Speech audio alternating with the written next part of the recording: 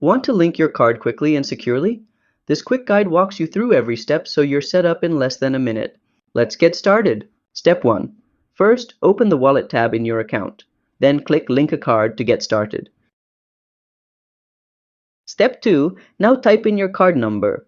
The system will automatically detect if it's Visa, MasterCard, or another type. Step 3. Next, enter the expiration date and CVV. You'll find both on your card. Step 4. Fill in your billing address exactly as it appears on your bank records to avoid any issues. Step 5. Finally, double-check everything and click Link Card. That's it. Your card is now connected. Bonus tip.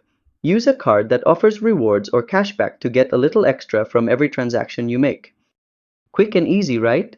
If this helped, give it a thumbs up and subscribe to How to Tutor for more step-by-step guides like this. See you next time!